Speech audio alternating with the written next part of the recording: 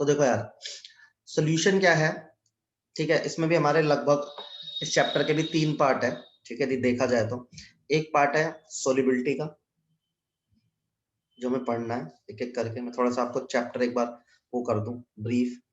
एक है सॉल्युबिलिटी का, है ना, मैं सिखाऊंगा क्या होती है। एक है वेपर प्रेशर का पार्ट, राउट स्लो वाला, ठीक है, और एक है कॉलिगेटिव प्रॉपर्टी वाला।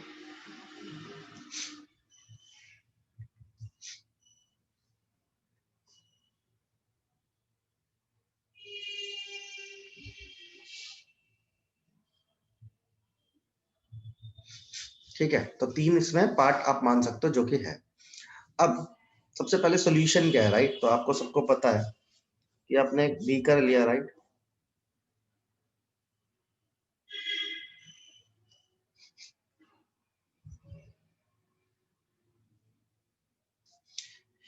इसमें एक लार्ज अमाउंट में जो चीज है उसको क्या बोलते हो आप, सब बोलते हैं सॉल्वेंट।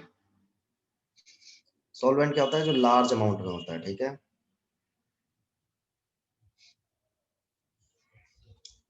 और जो स्मॉल अमाउंट में होता है वो होता है सोल्यूट। सोल्यूट क्या होता है बेटा, स्मॉल अमाउंट, ठीक। तो यहां से हमें पता चलता है जो सोल्यूशन होता है that is always equals to क्या, सोल्यूट प्लस सॉल्वेंट। बस एक बात याद रखनी है आपको कि सोल्यूट और सॉल्वेंट की कोई भी केमिकल रिएक्शन नहीं होनी चाहिए। There is no chemical reaction between solute and solvent. समझ रहे हो आप, यदि केमिकल रिएक्शन हो गई तो फिर सॉल्यूशन नहीं बनेगा, आइडेंटिटी चेंज हो जाएगी, ठीक है। आपको पता है ना, आप सॉल्यूशन को फिल्टर आउट कर सकते हैं, मतलब कि आप सॉल्यूशन बना दिया तो उसमें से सोल्यूट और सॉल्वेंट अलग अलग कर सकते हैं, आया ना। हाँ सर। यस यदि सर। केमिकल रिएक्शन हो गई तो नहीं कर पाओगे, राइट, तो दिस इज इंपॉर्टेंट, राइट। तो it is nothing, it is the binary. आप सॉल्यूशन को बोलते हो क्या, बाइनरी होमोजीनियस मिक्सचर, अपने कोर्स में जो है बाइनरी मतलब दो लोग, होमोजीनियस मतलब यूनिफॉर्म कंपोजिशन, राइट, सही है। तो इसको लिखेंगे सबसे पहले, फिर मैं आगे बढ़ूंगा।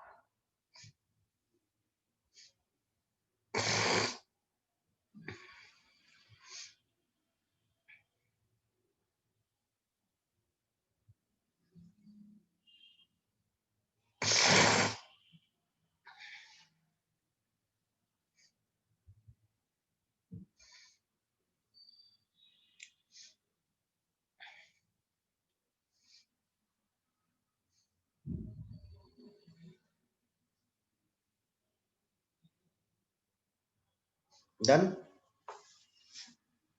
हाँ सर।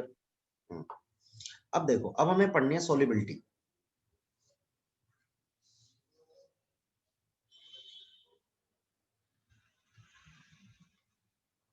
तो सोलिबिलिटी कुछ नहीं है, मान लो आपके पास यार, मान लो आपके पास एक सॉल्वेंट है ना। अब मैं बात करूं एट टेम्परेचर टी, ठीक है, एट टेम्परेचर टी। अब इसमें आप क्या डाल रहे हो, सोल्यूट डाल रहे हो। तो आप एक बताओ, एक लिमिट के बाद, मतलब आप जैसे डालते जाओगे घुलता जाएगा, डालते जाओगे घुलता जाएगा, डालते जाओगे घुलता जाएगा, डालते जाओगे घुलता जाएगा, लेकिन कब तक, कोई तो लिमिट होगी कि नहीं होगी, है ना। जो लिमिट होगी उसको बोलते हैं सैचुरेशन पॉइंट। क्या बोलते हैं अपन, सैचुरेशन पॉइंट। तो सोलिबिलिटी कुछ नहीं होती, it is the maximum amount, right, maximum amount of solute that can be dissolved in that can be dissolved in given amount of solvent. समझ रहे हो आप? At a constant temperature. अब temperature बढ़ा दोगे तो हो सकता है आपकी सोल्युबिलिटी बढ़ भी जाए, लेकिन आपको टेम्परेचर क्या रखना है, कांस्टेंट रखना है. उस फिक्स टेम्परेचर पर कितना मैक्सिमम अमाउंट, ठीक है, घुल सकता है. समझे कि नहीं समझे? सोल्युबिलिटी का मतलब समझे? बताओ भाई. मैं आपको सिंपल सा एग्जांपल देता हूं. आपने एक ग्लास पानी लिया, उसमें 1 चम्मच चीनी डाली, घुल गई. दूसरा चम्मच घुल गई, तीसरा, चौथा, पांचवा, सातवां. कभी तो चीनी घुलना बंद कर देगी. तो जहां घुलना बंद करेगी ना, उसको बोलते हैं सैचुरेशन, सैचुरेटेड सॉल्यूशन. और उस सैचुरेटेड पॉइंट पर, ठीक है, ये अपन बोल सकते हैं at saturated point. At saturated point पर कितना अमाउंट है सोल्यूट का, वही क्या है आपकी सोल्युबिलिटी. लेकिन टेम्परेचर क्या रखना पड़ेगा, एट टी, मतलब एट टी कांस्टेंट. मेरी बात समझे कि नहीं समझे सब लोग, बताओ. अभी किस किस फैक्टर्स पर डिपेंड करती है? तो फैक्टर पर डिपेंड करते हैं बेटा, nature of solute and solvent. ये बताऊंगा क्या होता है अभी, कि वो उनका नेचर कैसा हो. आयन से बताओ, पानी में ऑयल घुल पाएगा क्या? No sir. है ना, लेकिन ऑयल बेंजीन में घुल जाएगा. सही बात है. तो यहाँ पे एक लाइन होती है, लाइक डिसॉल्व लाइक. नहीं बात सही है? बताओ. भी लिख पाते हैं आपको ये, लाइक डिसॉल्व लाइक. तो पोलैरिटी वाइज हम देखते हैं. सेकंड जो फैक्टर है बेटा, वो है प्रेशर. और थर्ड जो फैक्टर है वो क्या बेटा, टेम्परेचर. तो तीन फैक्टर पर सोल्युबिलिटी डिपेंड करती है किसी भी सोल्यूट की इन द गिवन सॉल्वेंट. वो है नेचर ऑफ सोल्यूट और सॉल्वेंट, प्रेशर एंड टेम्परेचर. सबसे पहले लिखेंगे, फिर हम आगे बढ़ेंगे.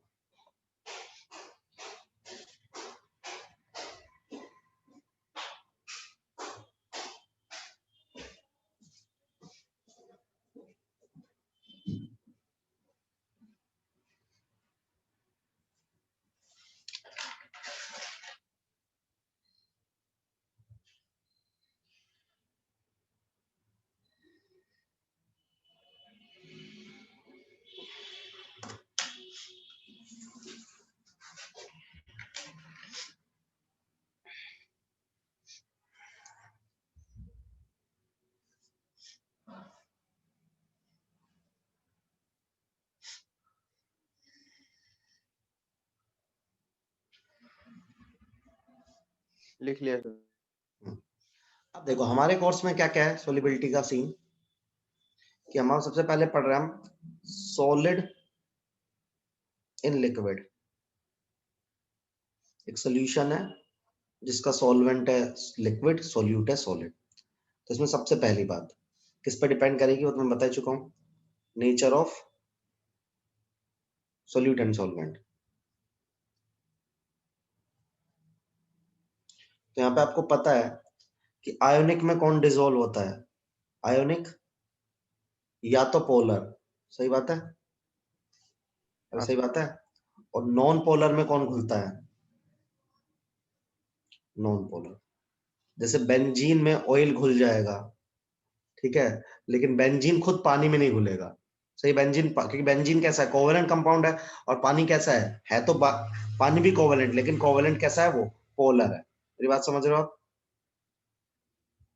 दूसरा सर. फैक्टर हो क्या रहा है, देखो अभी आप देखोगे इक्विलिब्रियम, तो आपका सॉलिड है, उससे लिक्विड में डाल रहे हो आप,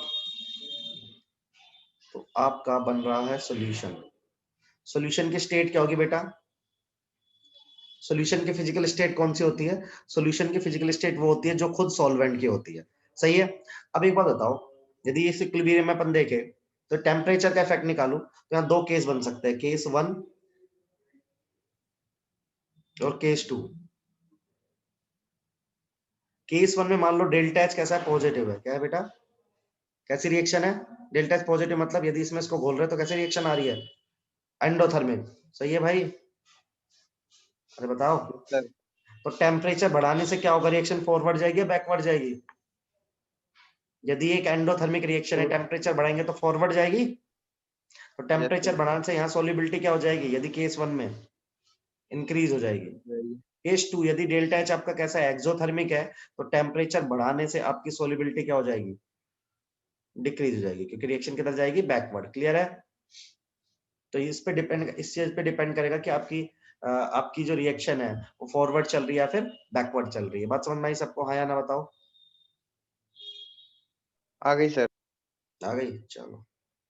दूसरी बात, प्रेशर। देखो एक बात बताओ, प्रेशर बढ़ाने या घटाने पे क्या इनमें से तीनों में से किसी को भी फर्क पड़ेगा? बताओ। सॉलिड का प्रेशर अनअफेक्टेड रहता है, लिक्विड अनअफेक्टेड रहता है, लिक्विड रहता है, तो प्रेशर से क्या आ जाएगा बेटा? समझे कि नहीं समझे बताओ? तो सॉलिड की लिक्विड में सॉल्युबिलिटी पहली नेचर पे डिपेंड करेगी, ठीक है, वो मैं आपको बता चुका हूँ। ठीक है, दूसरा किस पे डिपेंड करेगी, टेम्परेचर पे डिपेंड करेगी, लेकिन वो ये हमें चेक करना पड़ेगा कि रिएक्शन एक्सोथर्मिक है या फिर एंडोथर्मिक है। सही बात है। तीसरा प्रेशर, प्रेशर का कोई इफेक्ट नहीं पड़ेगा सॉलिड की सॉल्युबिलिटी पे इन लिक्विड। क्लियर है नहीं क्लियर है बताओ? क्लियर है। चलो बढ़िया।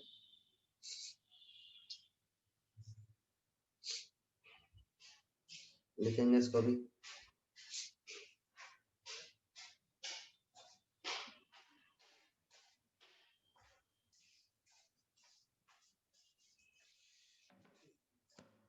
हाँ बताओ।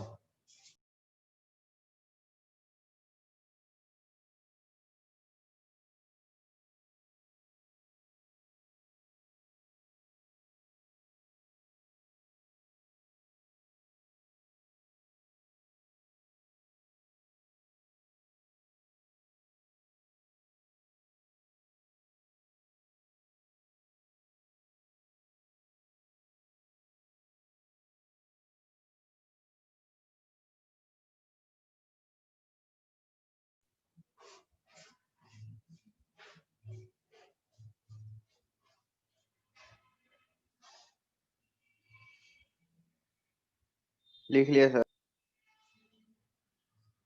बहुत बढ़िया। चलिए अब पढ़ते हैं यार, क्या गैस इन लिक्विड, दो है अपने कोर्स में, गैस इन लिक्विड। पहला सेम है, ठीक है, पहला फैक्टर सेम है, ठीक है, nature of solute and solvent, उसमें वही लाइन लिख रहा हूं वापस से।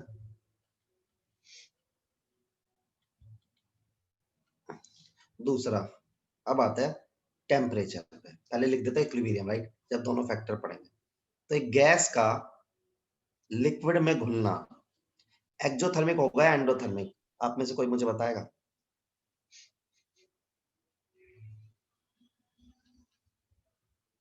क्या लगता है आपको? बताओ भाई लोग, क्या सोचते हो आप कि एक गैस का पार्टिकल जब लिक्विड में जा रहा है तो एनर्जी रेगुलेट होनी चाहिए या फिर हमको देनी पड़ेगी? बताओ। सर देनी पड़ेगी। देनी पड़ेगी। और सोचो एक बार बताओ, मान लो कि तुम ना एकदम, मान लो अभी हॉस्टल में जाओगे, जब तुम्हारा आईटी में सिलेक्शन हो जाएगा तुम हॉस्टल में जाओगे, है ना, तो हॉस्टल में दबा के फ्रीडम मिलेगी तुम्हें, सही है, मतलब कोई रोक टोक नहीं रहेगी, जब आना है जाना है जैसा मर्जी जो करना है करो। मान लो आप एकदम से, तुम्हें घर बुला लिया मैंने, तुम घर आ गए, तो तुम्हारी फ्रीडम कम होगी या ज्यादा होगी? कम हो गई सर। कम हो कम जाएगी होगी। सर। सेम गैस के पार्टिकल के साथ नहीं आ रहा? जब गैस हाँ का सर। पार्टिकल है, जो गैस का पार्टिकल है वो रैंडमली भाग भाग सकता है तगड़े तरीके से, लेकिन जैसे वो लिक्विड स्टेट में आता है, जैसे वो लिक्विड स्टेट में आता है तो क्या होता है, जैसे वो लिक्विड स्टेट में आता है तो बेटा उसकी तो फ्रीडम क्या हो गई, कम हो गई ना, या नहीं भी बताओ? और तो उसकी एनर्जी कम हो गई। हाँ हाँ, तो एनर्जी क्या हो जाएगी, लिबरेट हो जाएगी। हाँ सही बात समझा है, सर। हाँ या ना बताओ? सबको समझ में आया बात? आ गई सर। परफेक्ट। आ जाओ तो फिर, आ जाओ फिर टेम्परेचर पढ़ लेते हैं फिर तो यदि मान लो आपने, खुद सोचो, टेम्परेचर बढ़ाया तो एक एक्सोथर्मिक रिएक्शन किधर चलती है, बैकवर्ड चलेगी, हाँ सर। और बैकवर्ड चलेगी तो सॉल्युबिलिटी क्या होगी, डिक्रीज। डिक्रीज। अब कुछ लोग ना इसको ऐसे भी पढ़ा देते हैं फर्जी में, कैसे कि मान लो एक गैस लिक्विड में घुली हुई है, तुमने हीट करना स्टार्ट कर दिया, तो क्या होगा, गैस के पार्टिकल की एनर्जी बढ़ेगी और वो लिक्विड को छोड़कर किस में चला जाएगा, गैसेस स्टेट में चला जाएगा। है ना, ऐसे भी समझ सकते हो ना, पर हमने समझा टेक्निकली, समझे या नहीं समझे? समझ गए सर। आ जाओ प्रेशर देखते हैं। मान लो आपने प्रेशर को इंक्रीज करा, तो मैंने आपको लीचेटली में क्या पढ़ा है, प्रेशर बढ़ाओगे तो क्या होगा, फॉरवर्ड, रिएक्शन प्रेशर को कम करने की कोशिश करेगी, तो कम किधर कर सकती है, फॉरवर्ड डायरेक्शन में। सॉल्युबिलिटी बढ़ जाएगी। रिएक्शन प्रेशर बढ़ाने से रिएक्शन फॉरवर्ड जाएगी, तो सोल्युबिलिटी क्या हो जाएगी, इंक्रीज। इंक्रीज हो जाएगी। अच्छा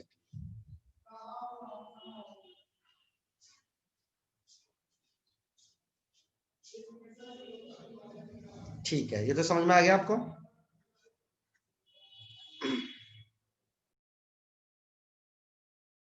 आ गया सर।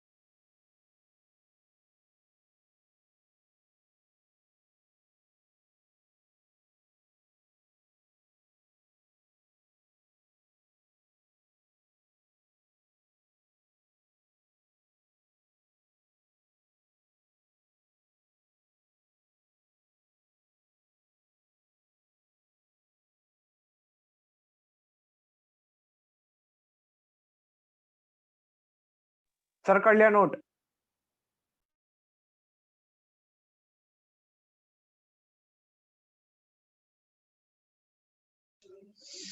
ठीक है, ये हो गया बेटा सबका। सर क्या हुआ मोहित, सर पिछली स्लाइड खोल दो एक बार।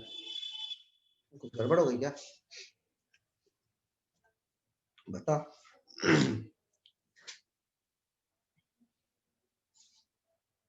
पूछ।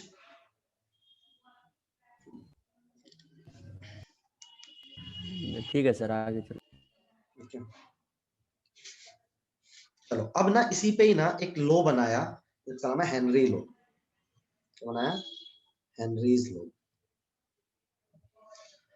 तो हेनरी लॉ क्या बोलता है, जो अपन ने सीखा है कि pressure is directly proportional to solubility.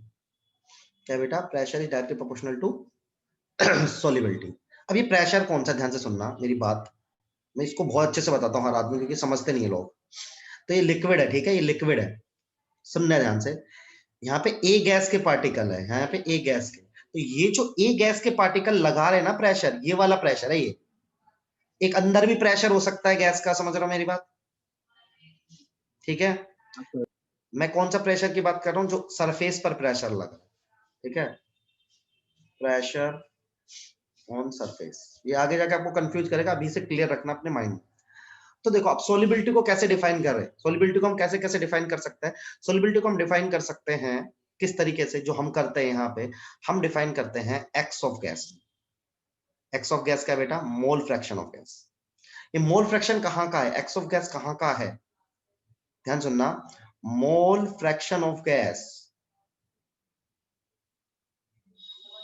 In liquid, समझे क्या, भाई हवा में भी मोल फ्रैक्शन होगा उस गैस का, ए का यहाँ पे भी कुछ ना कुछ मोल फ्रैक्शन होगा, यहाँ पे भी कुछ ना कुछ मोल फ्रैक्शन होगा, दोनों जगह ना ये तो, समझ रहे हाँ हो? सर। तो मैं उसकी यहाँ वाले की बात कर रहा हूँ, ठीक है। तो जब ये प्रोपोर्शनलिटी का साइन हटता है तो यहाँ पर हेनरीज कांस्टेंट आता है, ठीक है। के एच क्या है यहाँ पे? के एच है हेनरीज कांस्टेंट, ठीक है। अच्छा यहां से क्या लिख सकते हो आप? ऐसे लिख सकते हो के एच बराबर P divided by x of gas. यहाँ पे छोटे छोटे सवाल बन सकते हैं। सबसे पहले के एच की यूनिट क्या होगी, देखो सोचो। अच्छा एक्स ऑफ गैस डिफाइन कर रहा हूं सबसे पहले, यहाँ पे मैं एक्स ऑफ गैस भी डिफाइन कर रहा हूं। क्या होगा? Mole fraction of gas divided by क्या? Mole fraction of gas plus mole fraction, sorry mole. ये चमका क्या सबको? हाँ सर। एक्स ऑफ गैस क्या है? मोल ऑफ हाँ gas sir. Divide mole of gas plus mole of solvent. अच्छा तो यहाँ देखोगे तो एक्स ऑफ गैस, देखो एक्स ऑफ गैस की तो कोई यूनिट नहीं आएगी ना, मोल से मोल कट रहा है नहीं सर आएगी, तो। नहीं सर आएगी मतलब मतलब नहीं आएगी सर। अच्छा तो के एच की यूनिट क्या आएगी? तो यूनिट ऑफ के एच क्या हो जाएगा? खुद सोचो, यूनिट ऑफ के एच क्या हो जाएगा? इज यूनिट ऑफ प्रेशर, सही है। यूनिट ऑफ प्रेशर हो जाएगी कि नहीं हो जाएगी भाई लोगों, बोलो। हाँ सर। हो दूसरी जाएगी हाँ बात, सर। सर। दूसरी बात देखो, एक इंपॉर्टेंट बात है, जैसे जैसे के एच की वैल्यू बढ़ेगी, मतलब दो गैस है तो जिसके के एच की वैल्यू ज्यादा रहेगी उसकी सोल्युबिलिटी क्या रहेगी? कम।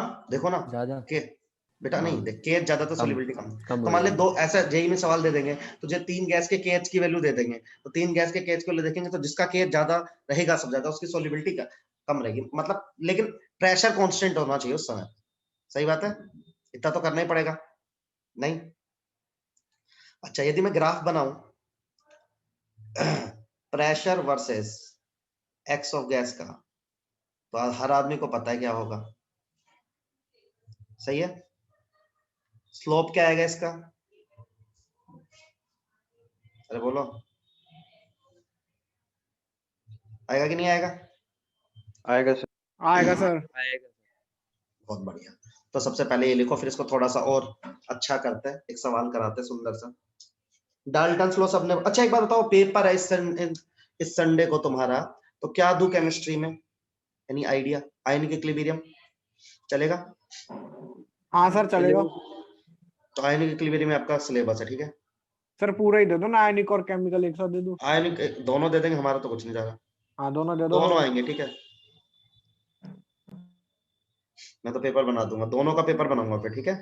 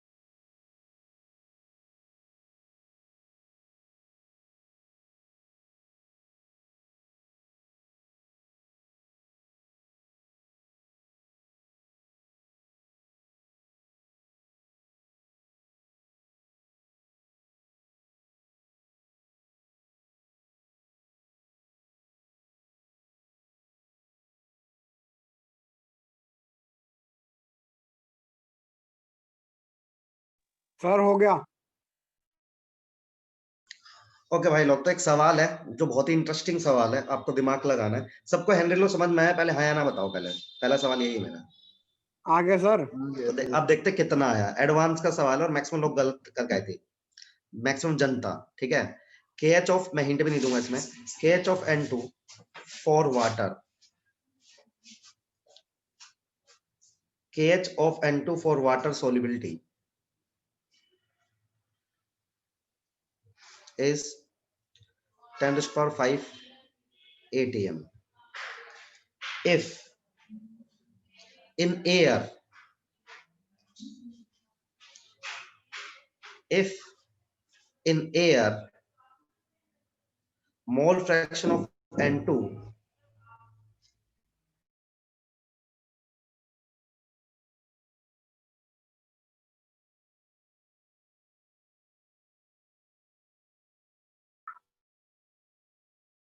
mole fraction of, if in air mole fraction of N2 is 0.8, ठीक है ना? ठीक है, एयर मोल फ्रैक्शन, हाँ, if in air mole fraction of N2 which is present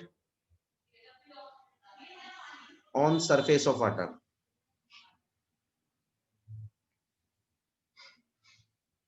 at 5 atm.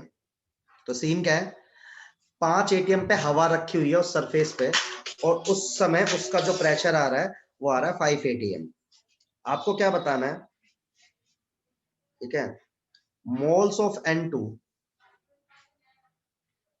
dissolve in 10 mole of water.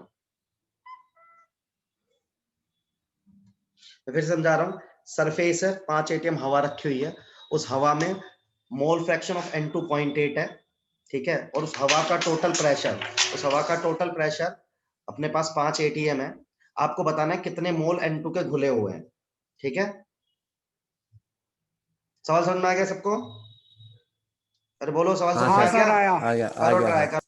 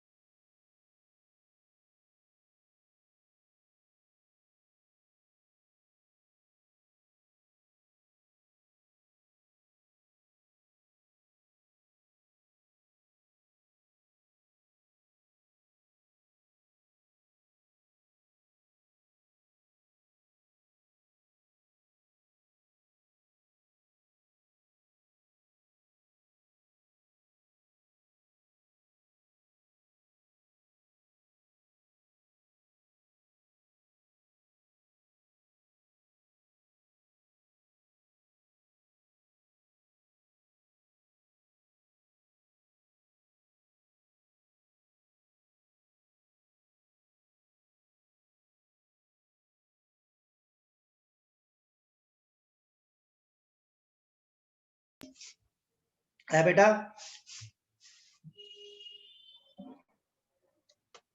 अरे बताओ। कर रहा हूँ सर। चलो टाइम देता है इसको थोड़ा सा।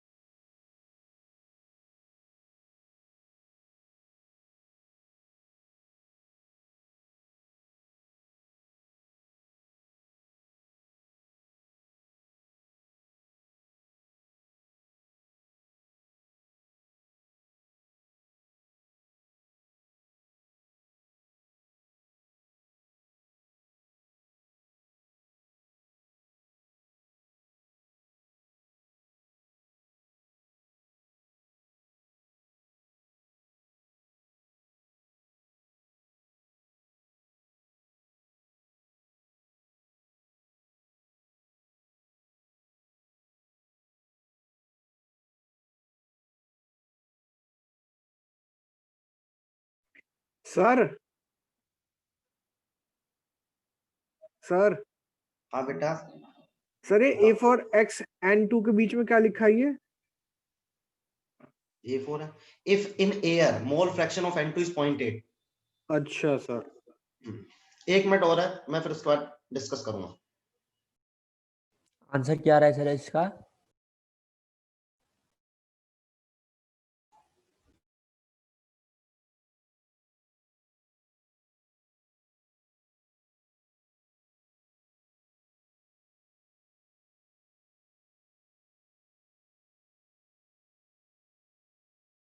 फोर इंटू 10⁻⁴ आंसर आ रहा है बेटा। हाँ बहुत छोटा आएगा ना। हाँ तो यही है। हाँ इतना ही है। देखो पहले सवाल का डायग्राम बनाना पड़ेगा आपको, ठीक है? सीन समझ में आएगा कि यहाँ पे 10 मोल वाटर है और x मोल मान लेते हैं N2 के हैं, कितने मान लेते हैं यहाँ पे x। अब यहाँ पे एयर में, यहाँ पे एयर है ऊपर, इस एयर में इसका मोल फ्रैक्शन कितना है? तो अपन 0.8 है। तो अपन इस सरफेस पे N2 का प्रेशर निकालता है। तो डाल्टन से ला याद है सबको कि pressure of any gas equal to क्या होता है? Mole fraction of that gas into क्या? P total. यह डाल्टन लॉ है। तो 0.8 इंटू कितना करोगे? 5। तो 4 ATM इसका प्रेशर निकल के आएगा। तो N2 का सरफेस पर प्रेशर कितना है? समझ रहे हो बेटा? अरे समझे? हाँ सर। अब लगाना पड़ेगा आपको हेनरी लॉ कि 4 बराबर KH into mole fraction of gas, वो कितना हो जाएगा? x by x plus 10। अब आप x को नेग्लेक्ट भी कर सकते हो थोड़ी देर के लिए, क्योंकि 10 ज्यादा है ना, तो x को नेग्लेक्ट कर दो। फटाक से आ गया, देखो नहीं आया? आ तो गया। x नेग्लेक्ट कर दिया तो आ तो गया। बोलो है ना? Yes sir. समझ में आया सबको? कोई दिक्कत? No sir. पक्की बात है ना भाई? चलो बहुत बढ़िया। अब मैं पढ़ाता हूं आपको वेपर प्रेशर।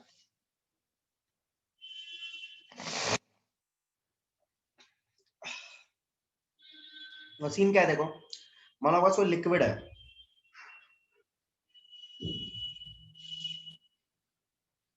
आप यहाँ पे इसको हीट कर रहे हो, तो मानो यहाँ पे एयर है, तो होगा क्या? मतलब क्लोज कंटेनर थोड़ी देर के, तो यहाँ पे इसकी वेपर बनने लगेंगी। तो ये आ गया देखो, लिक्विड और गैस। सही है, ये प्रोसेस हो रहा है। मान लो इस प्रोसेस में इक्विलिब्रियम आ गया। क्या आ गया? मैं किसकी बात कर रहा हूँ? At equilibrium. किसकी बात कर रहा हूँ बेटा मैं? At equilibrium. तो एक बात बताओ, इक्विलिब्रियम पे क्या अमाउंट ऑफ गैस कांस्टेंट नहीं हो जाएगा? है अरे हाँ ना तो बोलो यार। हाँ सर। मान लो इस प्रोसेस में इक्विलिब्रियम आ गया तो अमाउंट ऑफ गैस ऊपर फिक्स हो जाएगा। अमाउंट ऑफ गैस फिक्स हो गया तो गैस से लगने वाला प्रेशर भी क्या हो जाएगा, फिक्स। ठीक है, उसी को ही बोलते हैं अपन क्या बेटा, वेपर प्रेशर। तो क्या होता है, it is the pressure at equilibrium.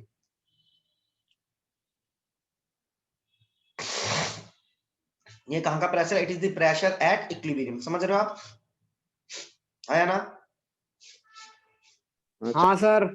जैसे सुनना आप मेरी बात, H2O का एग्जांपल लो, आप समझ में आई आपको बात। तो इस रिएक्शन का Kp लिखो। क्या लिखोगे, प्रेशर ऑफ H2O, इसका तो होगा नहीं, यही Kp होगा। और ये प्रेशर किस किस पर है बेटा, एट इक्विलिब्रियम पे ही तो है। अरे बोलो भाई, इस रिएक्शन का Kp यदि मैं लिखूंगा तो H2O लिक्विड, H2O गैस है, तो ये लिखूंगा ना प्रोडक्ट बाय रिएक्टेंट, रिएक्टेंट का लिखूंगा नहीं, तो Kp किसके बराबर आ रहा है, P ऑफ H2O। और यही तो क्या है, वेपर प्रेशर है। तो वेपर प्रेशर किसके बराबर आ रहा है, इक्विलिब्रियम कांस्टेंट के। और इक्विलिब्रियम कांस्टेंट किस पे डिपेंड करता है, कोई बताएगा मुझे, सिर्फ और सिर्फ किस पे डिपेंड करता है, टेम्परेचर भी। बस। तो वेपर प्रेशर डिपेंड्स अपॉन क्या आएगा बेटा, टेम्परेचर, समझे। और दूसरा आ सकता है नेचर ऑफ लिक्विड पर। बोलो है ना, हाँ समझ में सर। आती है। हाँ प्रेशर सर। पर देखो, कई बार ऐसा आपसे सवाल पूछ सकता है जी, मान लो एक ऐसा बर्तन है, एक ऐसा बर्तन है, ऐसे बर्तन देखे आपने जिंदगी में, और इनमें ना पानी भरा हुआ दबा के, अब ना कांस्टेंट टेम्परेचर पूछेंगे, किसका वेपर प्रेशर ज्यादा होगा किसका कम। अब जो मूर्ख लोग होते हैं ना, वो इसको बोलते हैं इसमें प्रेशर ज्यादा होगा, फिर इसमें। समझ रहे हो, क्योंकि भाई इसका मुंह बड़ा है, इसका छोटा है, इसका और छोटा है। गलत हो जाएगा आपका सवाल, मेरी बात समझ रहे हो। हाँ हाँ सर। हाँ सर। तीनों का वेपर प्रेशर क्या आएगा, कांस्टेंट। वो इवेपोरेशन की रेट अलग अलग होगी तीनों की, मेरी बात समझ रहे हो। Evaporation is larger in this case as compare to this case, लेकिन वेपर प्रेशर तीनों में क्या आएगा, कांस्टेंट, क्योंकि वेपर प्रेशर किसी चीज पे डिपेंड ही नहीं करता। वो यहां पे मैं लिख भी देता हूं, vapour pressure do not depends upon, कहां पे, अमाउंट ऑफ लिक्विड, है ना। दूसरा शेप ऑफ कंटेनर। अरे समझ रहे हो कि नहीं समझ रहे हो कुछ यार जिंदगी में। समझ रहे हैं सर। समझ रहे हैं सर। ठीक ठीक है, तो लिखो, लिखो भाई लोग ये।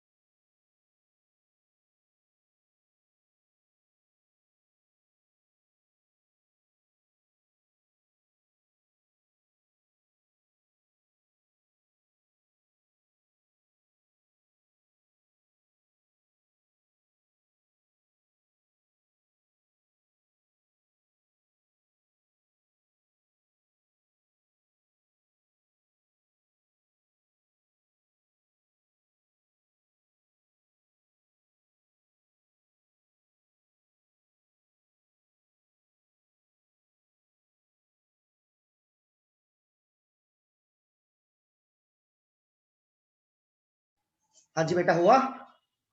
हाँ सर। बहुत यस बढ़िया, सर। बहुत ही मजा आया। अब सुनिए आप बात को, थोड़ा और माहौल सेट करते हैं।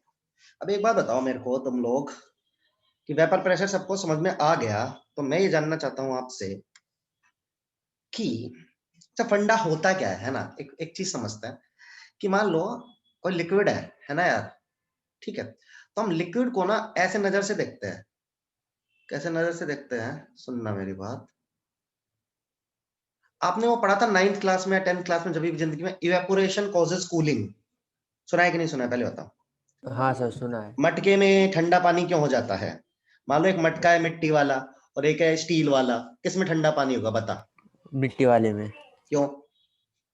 और इवेपोरेशन की वजह से सर, एंड वो क्यों पता है ठंडा कर देते हैं, जैसे उनमें छतों पे पानी क्यों भी क्यों हमें छिड़कते जानना है हैं। कि इवेपोरेशन से ठंडा क्यों होता है। ये बता बता एंडोथर्मिक बता। रिएक्शन होती है।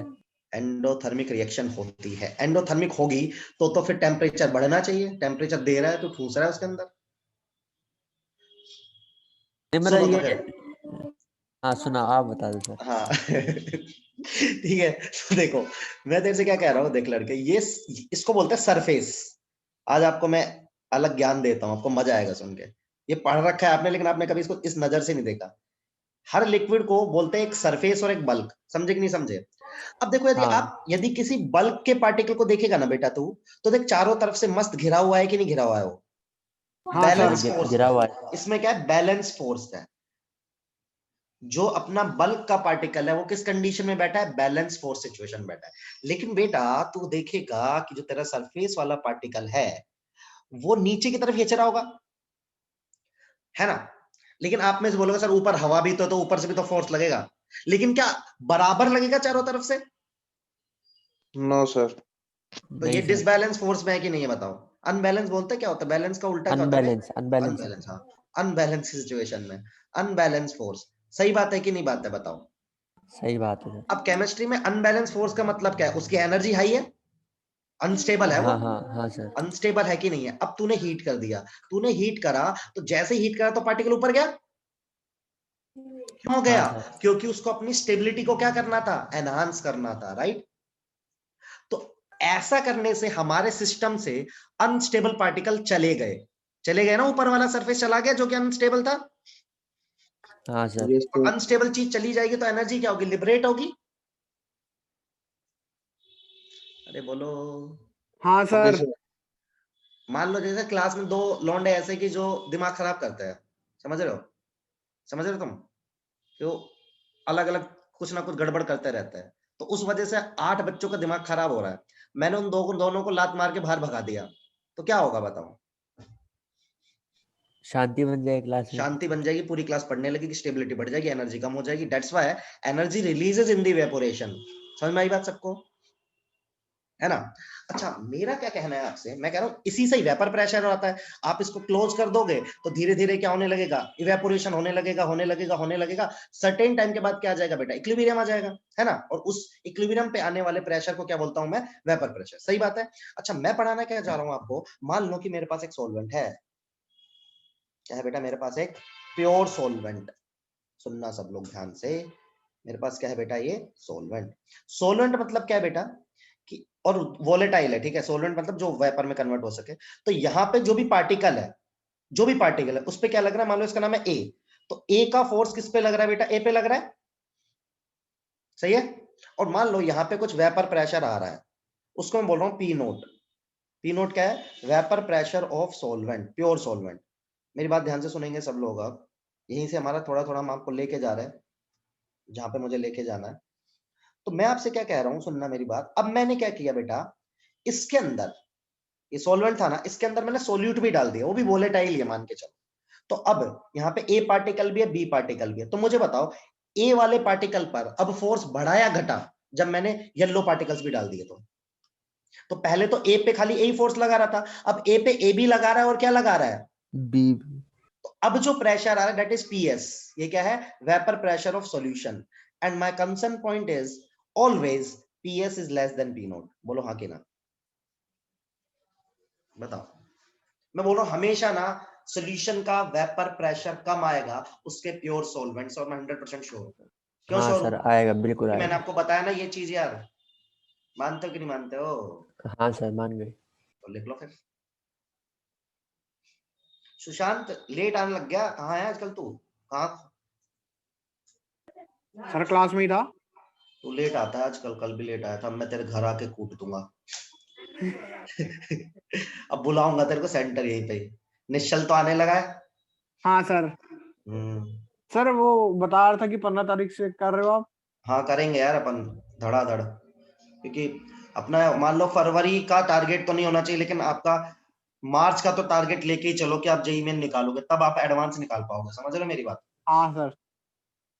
देखो क्योंकि तुम्हारे को एक फायदा ये भी हो जाएगा कि जो वैसे मई और जून में भी फायदा है, क्योंकि 12th वाले तो बोर्डों में लग जाएंगे, हाँ सर। उनका कंसंट्रेशन लूज होगा, तो कंपटीशन कम होगा मेरे हिसाब से। सही नहीं है क्या मई वाले में? सर मई वाला सबसे वैसे तो बेस्ट रहना चाहिए, लेकिन मार्च में निकल जाए तो बढ़िया रहेगा। मार्च में निकल जाए तो ना थोड़ा सा आपको सुकून मिल जाएगा जिंदगी में। मतलब हाँ फिर सर एडवांस की 96 तैयारी के लिए टाइम मिल जाएगा। 96-97 परसेंटाइल के आसपास आप टिक जाओ। हाँ बहुत ज्यादा नहीं बोला, 99 लाख इतना टिक गए ना आप, तो एटलीस्ट ये पता चल जाएगा कि चलो कोई ना कोई एनआईटी ऑफर हो जाएगा, और अभी हम थोड़ा और मेंस की प्रिपरेशन छोड़ के एडवांस पे फोकस कर लेते हैं। हाँ फिर वो अपनी जब मर्जी हो तब मेंस तो दे ही दोगे फिर। हाँ फिर मेंस तो दे ही दोगे, सही बात है।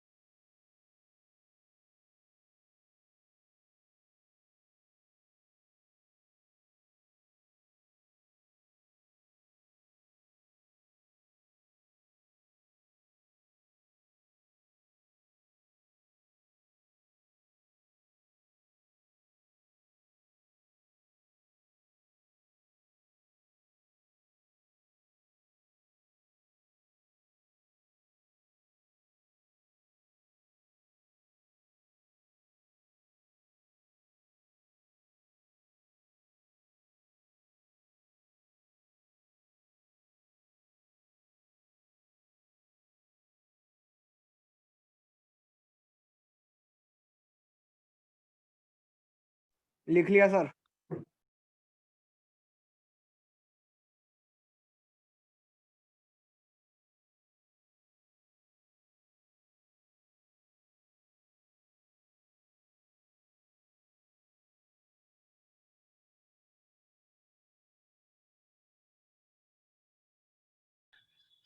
चलिए बहुत ही अच्छी बात है, बहुत ही अच्छा लगा ये जान के कि आपको ये समझ में आया। अब हम चाहते हैं एक सवाल आप करके देखें। तो सवाल क्या है?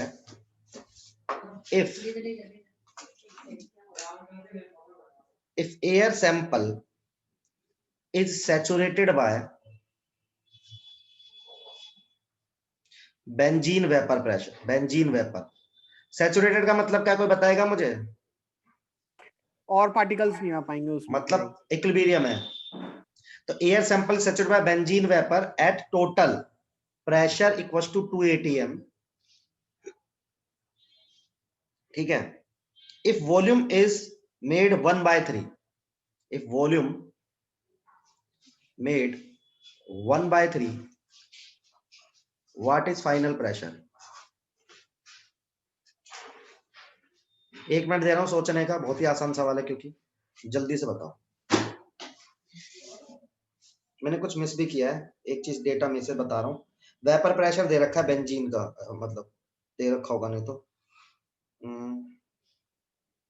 तो दो चीजें दे रखी है, vapour pressure of benzene 0.4, vapour pressure of benzene दे रखा है 0.4, और ये आइसोथर्मली हो रहा है, टेम्परेचर कांस्टेंट है। करो ट्राई।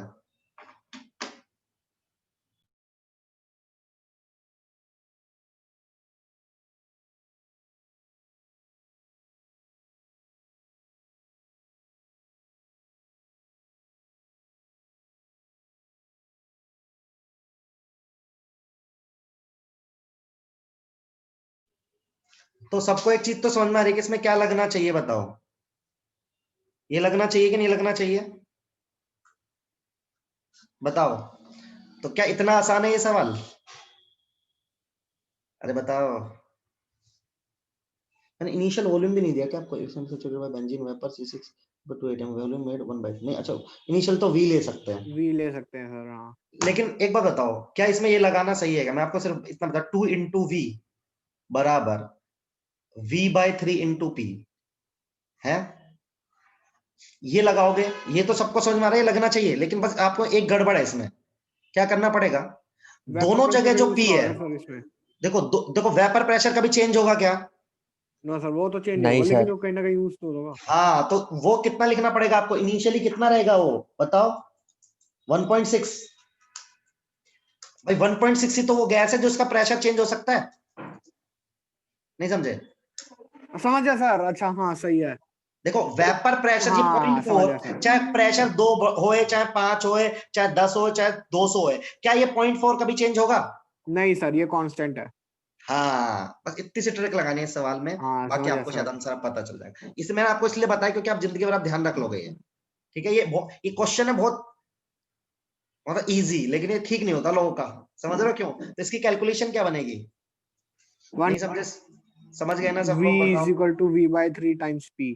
इसको तो मैं बोलते हैं लिख बेटा रहा हूँ। कंसेप्ट, ये समझ में आया ना? इसको बोलते हैं कंसेप्ट, क्योंकि ये देखो हाँ कितना डीप कंसेप्ट है कि वेपर प्रेशर इज कांस्टेंट, सबको पता है, लेकिन न्यूमेरिकल आते ही सबका दिमाग खराब हो जाएगा, सब ये करके आएंगे।